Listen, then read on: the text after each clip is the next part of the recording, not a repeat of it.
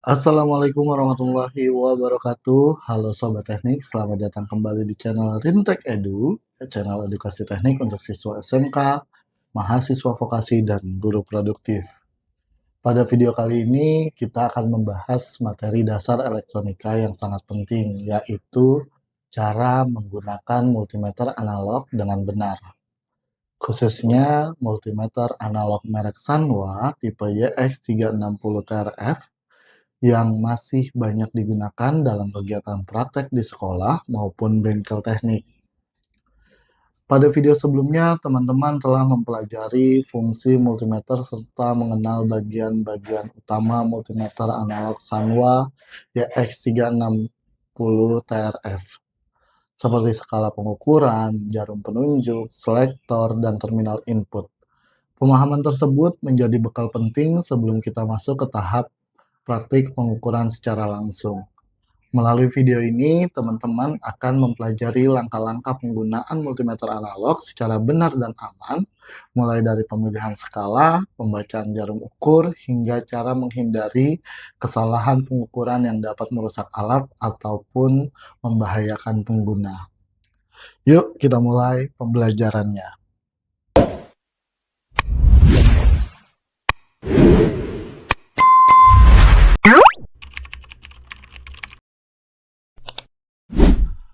Multimeter analog Sanwa tipe YX360TRF. Nah, langkah pertama yang wajib dilakukan sebelum menggunakan multimeter analog Sanwa YX360TRF adalah melakukan pengecekan kondisi alat. Tahapan ini sangat penting untuk memastikan multimeter siap digunakan, aman, dan menghasilkan pengukuran yang akurat. Nah, pertama yang perlu kita lakukan adalah pastikan jarum berada di posisi 0, ya. Yang perlu diperhatikan adalah jarum penunjuk pada skala analog. Nah, pastikan jarum berada tepat di posisi 0 saat multimeter tidak digunakan. Seperti ini, ya, kita perhatikan jarum sudah tepat pada posisi 0. Nah, kenapa? Jika jarum tidak kembali ke posisi 0, lakukan penyetelan menggunakan skrup pengatur 0 mekanik agar pembacaan hasil ukur tidak menyimpang. Ya, kita lakukan pengukuran di sini kalau misalnya posisinya belum pada angka 0. Nah, kedua, periksa kondisi baterai internal pada multimeter ini. Nah, pada multimeter analog, baterai sangat berpengaruh terutama saat digunakan untuk pengukuran resistansi ataupun ohmmeter. Nah, jika jarum sulit bergerak atau tidak dapat dikalibrasi saat pengukuran ohmmeter, kemungkinan baterai sudah lemah dan perlu diganti. Jadi, angka kedua, kita perlu melakukan pengecekan pada multimeter apakah baterainya dapat bergerak atau tidak. Nah, cara melakukan pengecekannya, pertama selektornya kita arahkan saja dulu ke skala dari ohmmeter seperti ini. Kemudian kita hubungkan dua probe yang ada ini. Ya, kita hubungkan dua probe ini. Ya, seperti ini. Nah, oke, biar terlihat saya posisikan seperti ini dulu. Nah, kelihatan ya. Baik, sekarang kita lakukan pengecekan baterainya bergerak, tapi masih lebih dari posisi seharusnya.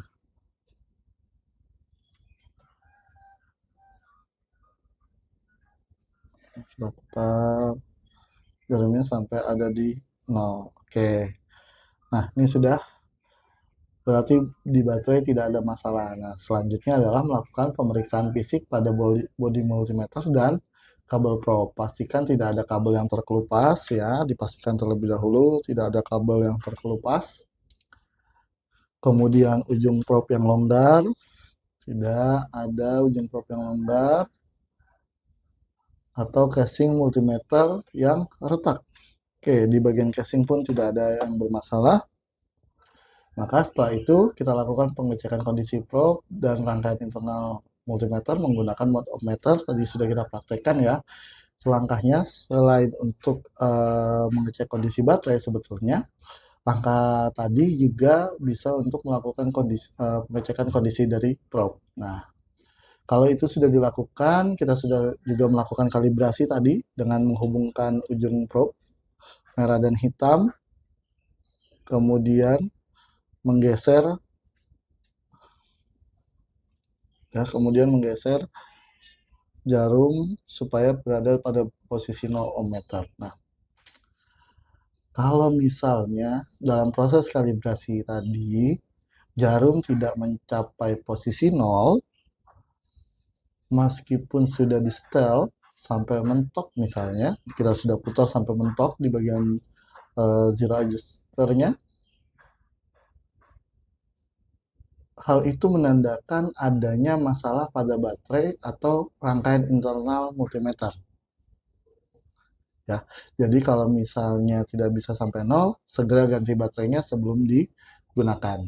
Nah, apabila seluruh tahapan pengecekan ini berhasil dilakukan dengan baik, maka multimeter analog Sanwa YX360 TRF ini siap digunakan untuk pengukuran. Nah, dengan membiasakan prosedur pengecekan sebelum praktek, kita tidak hanya menjaga keawetan alat, tetapi juga membentuk sikap kerja yang teliti, aman, profesional, dan sesuai dengan standar dunia teknik dan industri. Nah, sekarang kita masuk ke bagian yang sangat penting dalam penggunaan multimeter, yaitu melakukan pengukuran menggunakan multimeter analog Sanwa YX360 TRF. Nah, pada bagian ini, teman-teman akan mempraktikkan secara langsung menggunakan multimeter analog dengan benar, aman, dan sesuai prosedur. Karena multimeter analog tidak memiliki tampilan digital atau auto range, maka ketelitian pengguna sangat menentukan keakuratan hasil pengukuran serta keselamatan kerja. Perlu dipahami bahwa multimeter analog adalah alat ukur presisi berbasis jarum dan skala, teman-teman. Nah, kesalahan kecil seperti salah memilih range atau salah membaca skala dapat menyebabkan pertama, hasil pengukuran tidak akurat, kedua, kerusakan pada multimeter, ketiga, putusnya sekring internal, keempat, bahkan resiko sengatan listrik. Oleh karena itu, setiap proses pengukuran harus dilakukan dengan teliti, tenang, dan disiplin prosedur. Pengukuran tegangan merupakan fungsi yang paling sering digunakan pada multimeter analog Sanwa YX360 TRF. Tegangan dapat berasal dari baterai, adaptor, power supply, hingga sumber listrik AC. Namun, sebelum melakukan pengukuran, terdapat aturan keselamatan penting yang wajib diperhatikan. Pertama, multimeter Sanwa YX360 TRF memiliki batas maksimum pengukuran hingga 100 volt DC dan 750 volt AC sesuai spesifikasi alat. Namun, untuk praktik pembelajaran disarankan selalu memulai dengan range tertinggi untuk menghindari kerusakan alat. Mengukur tegangan di luar batas aman yang tadi telah disebutkan sangat beresiko bagi alat dan pengguna multimeter. Kedua, jangan merubah range saat posisi probe terhubung. Ya, saat selector switch akan dipindahkan ke fungsi atau range lain, pastikan probe sudah dilepas dari rangkaian. Kenapa? Karena kebiasaan ini sangat penting untuk mencegah lonjakan arus yang dapat merusak mekanisme jarum multimeter. Ketiga, pastikan jari tangan kita selalu berada di belakang finger guard pada probe. Nah, kenapa finger guard ini berfungsi sebagai pembatas agar jari tidak terlalu dekat dengan ujung logam probe ya. Jadi di belakang finger guard dari probe yang telah ada. Ya, terutama hal ini harus diterapkan saat mengukur tegangan tinggi. Baik, kita mulai langkah pengukuran tegangan dengan menggunakan Sanwa YX 360 TRF, teman-teman.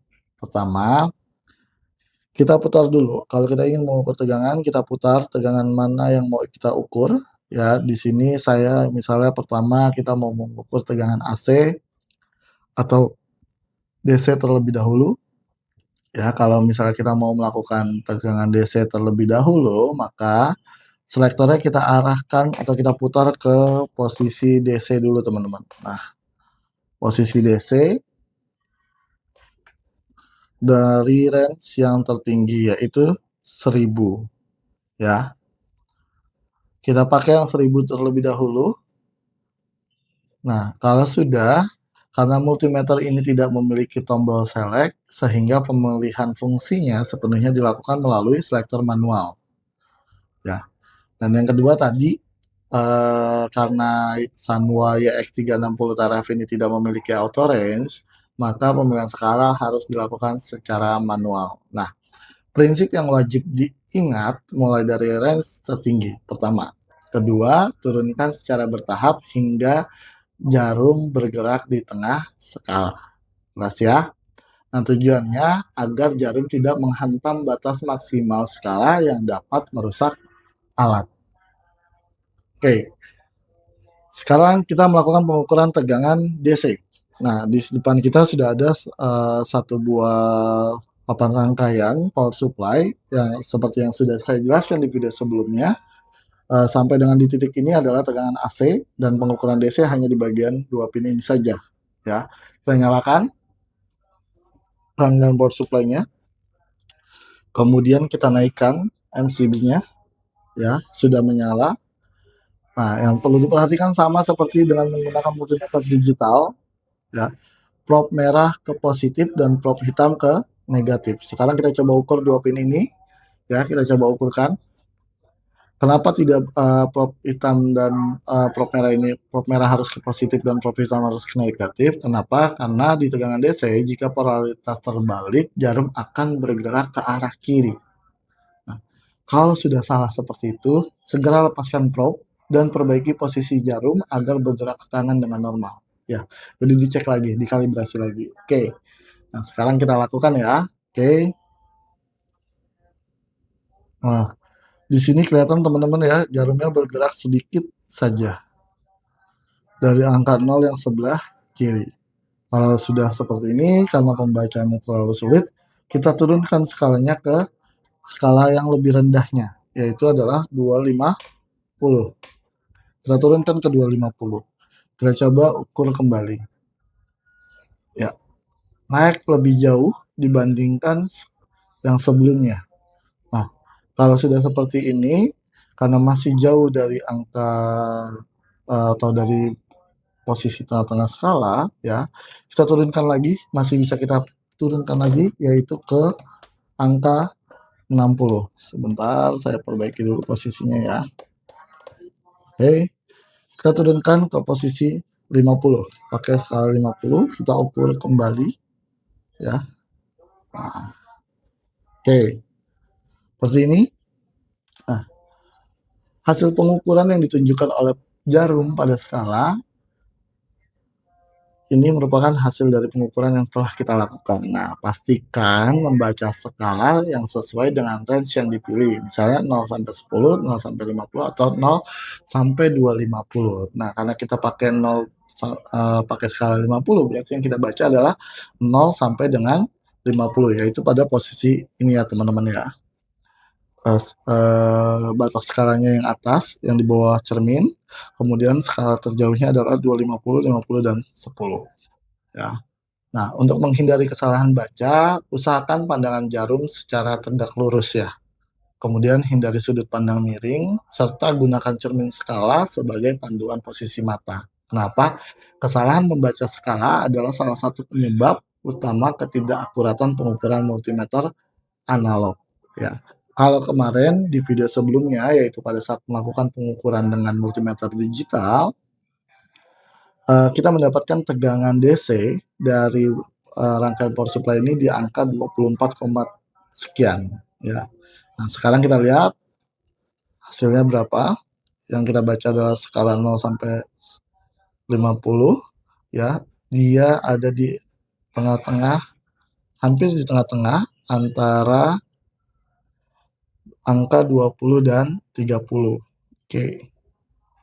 Nah, angka dari batas atau garis skala yang ada di antara angka 20 sampai 30 adalah 1, 2, 3, 4, 5, 6, 7, 10 ya. Ada 10.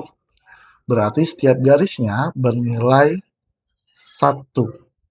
Nah, karena ini lebih dari 20, kita hitung lebih berapa garis yang lebihnya, yaitu adalah 1, 2, 3, 4. Ya, 4 dan lebih dekat ke garis keempat, maka hasil pengukuran di sini bisa kita lihat yaitu ada di angka sekitar 24, sekian volt DC. Itu untuk tegangan DC. Jelas ya? Nah, kemudian selanjutnya kita lakukan pengukuran tegangan AC. Untuk tegangan AC kita mulai dari skala 750.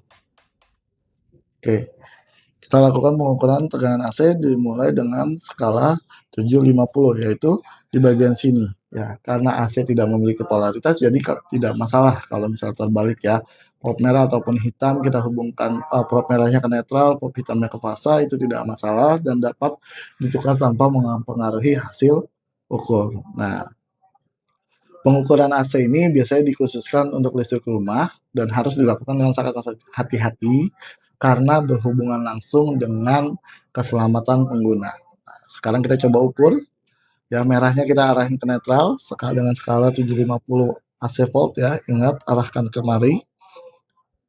Merahnya ke netral dan hitamnya ke ya. Dengan skala 750 ternyata angkanya masih belum sampai di tengah-tengah. Jadi batas skalanya masih bisa kita turunkan dari 750 ke 250 teman-teman. Oke, sebentar. Saya perbaiki lagi posisinya.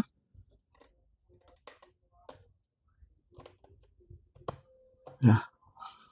Oke, kita turunkan ke 250 ya, bukan 50, kita turunkan dulu ke 250 dan sekarang kita coba lakukan pengukuran kembali di fasa dan netralnya. Oke. Ya, tegangannya hampir mendekati batas skala maksimal yaitu di angka 250. Kalau dari pandangan saya,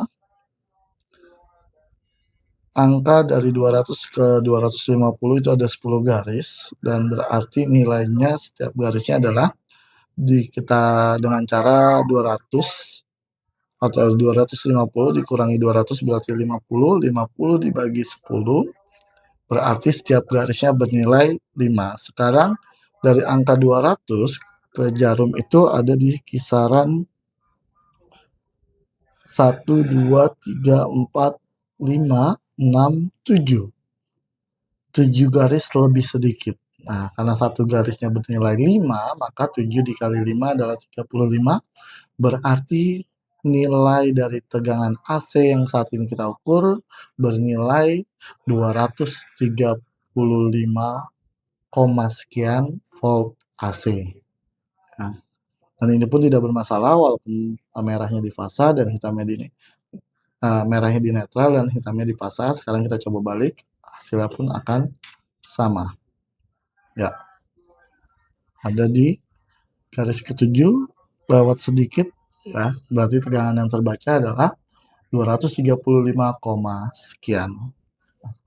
Seperti itu teman-teman, dalam melakukan pengukuran tegangan menggunakan multimeter analog Sanwa JX360 TRF ya, dengan memahami dan mempraktikkan penggunaan multimeter analog Sanwa YX360 TRF secara benar, teman-teman tidak hanya belajar mengukur tegangan, tetapi juga membangun sikap kerja yang profesional, yaitu teliti dalam membaca alat, kedua disiplin dalam memilih range, ketiga mengutamakan keselamatan kerja, dan yang keempat menghasilkan data ukur yang dapat dipertanggungjawabkan.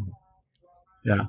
Nah, Setelah semuanya kita sudah lakukan, jangan lupa multimeternya kita posisikan dalam kondisi off terlebih dahulu, teman-teman. Ya. Kemudian biasa MCB-nya kita turunkan dan saklar utamanya kita matikan. Hal ini untuk menjaga apa yang ada di meja kita tetap aman. Nah, inilah kompetensi dasar yang sangat penting dalam dunia industri, dunia kerja, dan praktek teknik kelistrikan sehari-hari. Jika video ini bermanfaat, jangan lupa klik like, subscribe, dan share ke teman-teman kalian. Terima kasih sudah belajar bersama Rintek Edu. Wassalamualaikum warahmatullahi wabarakatuh.